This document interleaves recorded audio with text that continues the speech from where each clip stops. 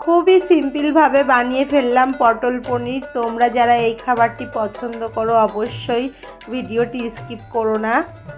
Hello friends, কেমন আছো সকলে? আশা করছি সকলে ভীষণ ভালো আছো। আমার আরেকটি নতুন ভিডিওতে অনেক অনেক ওয়েলকাম সকলকে।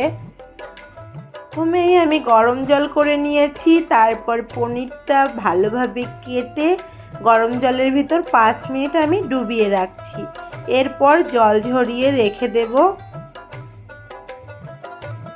এইভাবে গরম জলের ভেতর ডুবিয়ে রাখলে পনিরটা ভীষণই নরম তুলতুলে হয়ে থাকে। এবার আমি কয়েকটি সাধারণ উপকরণ নিয়ে নিচ্ছি। একটুখানি জিরে নিলাম, একটা টমেটো কেটে নিয়েছি, কয়েক টুকরো আদা নিয়েছি, আর নিয়েছি কাঁচা লঙ্কা। পনির দিয়ে, পটল দিয়ে আর আলু দিয়ে রান্না করব, সেজন্য পটলটাও কেটে নিয়েছি, আলুটাও কেটে নিয়েছি, আর ফোড়নের জন্য নিয়ে নিয়েছি তেজপাতা, জিরে আর একটা শুকনো লঙ্কা।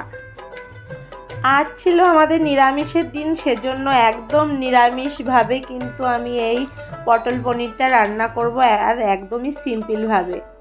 কড়াইতে তেল গরম করে আমি পনিরটা ভালোভাবে ভেজে নেব।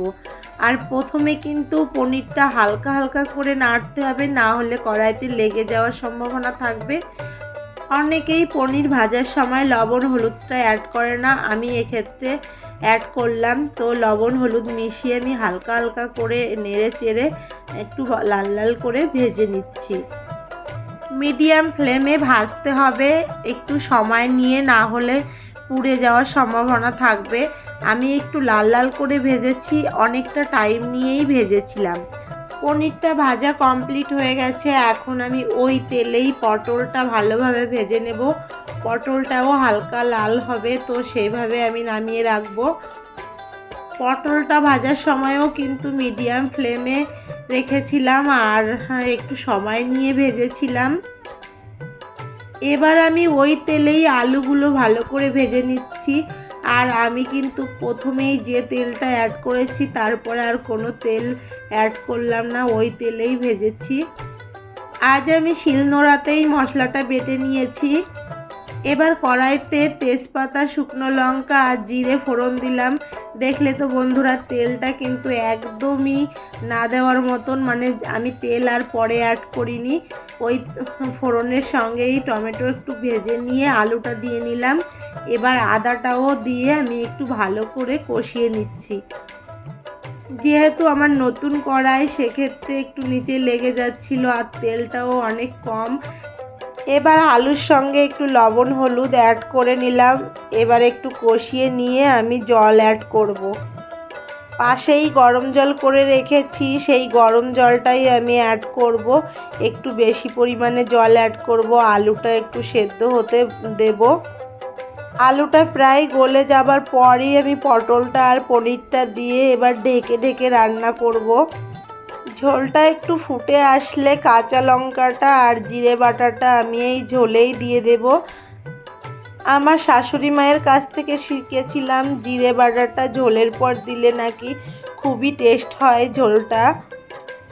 এবার আমার কিন্তু আর কোনো কাজ নেই, শুধুমাত্র ঢেকে ঢেকে কয়েক মিনিট রান্না করলেই হয়ে যাবে। 5 মিনিট পরে আমি ঢাকনাটা তুলে ভালোভাবে নেড়ে চেড়ে নিয়ে আবার একটু ঢেকে দিয়েছিলাম। এভাবে কিন্তু আমি মাঝে মাঝে নেড়ে চেড়ে আবার ঢাকা দিয়ে দিয়ে রান্না করছিলাম। যখনই দেখলাম সবজিগুলো সব সেদ্ধ হয়ে গেছে আর ঝোলটাও একটু গাঢ় গাঢ় ভাব এসে গেছে, লবণটা টেস্ট করলাম, লবণটা আর লাগেনি, একবারেই হয়ে গেছে। এবার আমি নামিয়ে নেব। রান্নাটা আমার পুরোপুরি কমপ্লিট হয়ে গেছে।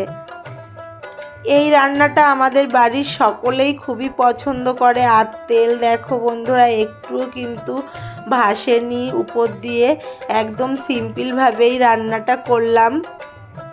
তোমাদের কেমন লাগলো অবশ্যই কমেন্ট করে জানিও। আজকের মতো বিদায় নিচ্ছি, আবার দেখা হচ্ছে আরেকটি নতুন ভিডিওতে। ততক্ষণ পর্যন্ত তোমরা সুস্থ থেকো, ভালো থেকো, সাবধানে থেকো।